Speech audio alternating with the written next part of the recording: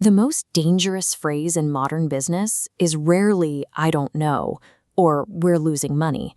It is a loud, confident, "I've got this," spoken by someone who absolutely does not. Picture a high-stakes meeting where a complex problem lands on the table, the kind with no obvious answer and millions of dollars on the line. The room often goes quiet as the professionals present begin calculating the risks. In that silence, one person speaks up. They lack the data, but they have the volume. They pitch a solution with absolute, unwavering certainty. You can practically feel the psychological relief wash over the room as the collective anxiety dissipates. The group rallies around the fast decision, and that loud voice is immediately labeled a leader. This relief hides a massive risk. The solution is often incorrect and has not been pressure tested. Fixing the resulting downstream failures will eventually cost the company millions. Organizations rarely fail because they lack talent. They fail because of a systemic flaw in human perception. We routinely mistake volume for insight and certainty for leadership.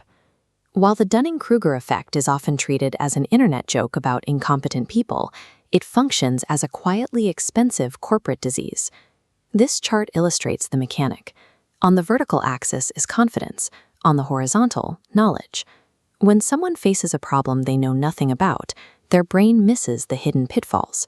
Without those warning signs, their confidence skyrockets to the top. True expertise behaves differently.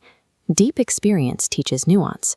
It reveals exactly how many ways a plan can fail, which naturally introduces doubt and pushes confidence levels down. While the loud novice dominates the room, the true experts sit in silence. They are processing variables, weighing trade-offs, and questioning the edge cases that the confident voice has ignored. In complex problem solving, knowledge suppresses initial confidence. This creates an inverse relationship between who actually knows the most and who speaks with the most conviction. This psychological quirk becomes a massive systemic failure when the corporate environment begins processing these two opposing profiles. Corporate systems are often built to reward the illusion of progress. Upper management sees the loud novice driving a quick consensus and praises them for taking decisive action. Conversely, the careful experts find themselves penalized. Because they need time to run the models and verify the data, they are sidelined and labeled as slow or overthinkers. The tactical fallout is predictable. Poor strategic decisions are locked in early. When the experts finally bring the hard data to the table, the initial bad plan is already in motion and aggressively defended. By using speed and conviction as proxy metrics for talent, the organization accidentally builds a filter. It stops optimizing teams for accuracy and starts optimizing them for agreement. The damage from this behavior compounds over years.